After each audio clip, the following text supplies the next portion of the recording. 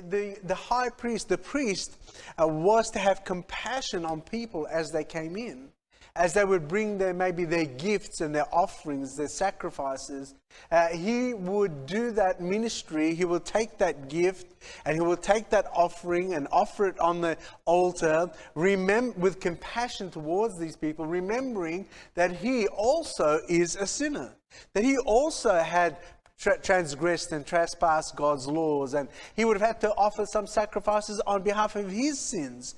So here we see that though these were priests that served, they were the mediators between the people and God, yet in their appointment they ministered to the Lord, yet they needed an offering for themselves at the same time.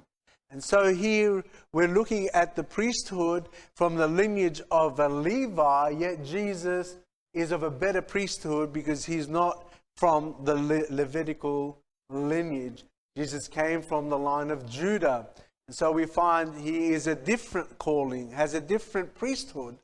God had ordained and had called him to that ministry. And the Bible tells us, and by reason hereof he ought, verse 3, here, by reason hereof he ought, as for the people, so also for himself, to offer for sins. And Leviticus chapter 16, verses 1 to 6, you'll find that on the Day of Atonement, the high priest would take an offering. He will sacrifice that offering on behalf of his sin, and he will go into the most holy place.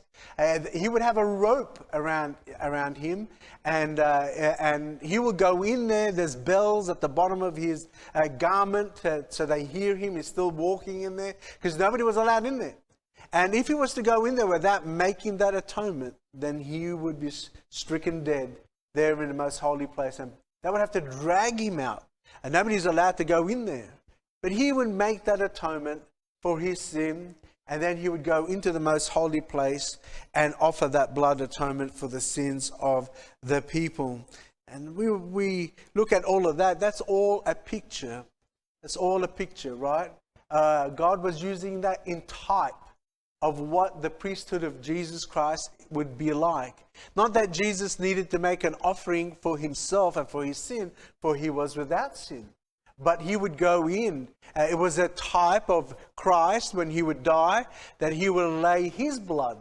He would lay his blood at the altar of God in heaven and make perfect atonement, perfect payment for your sin, my sin, and the sins of the world. And so God gave that in type.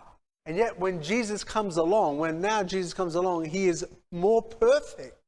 He's no longer a type. He's no longer showing a picture, but he is the real thing.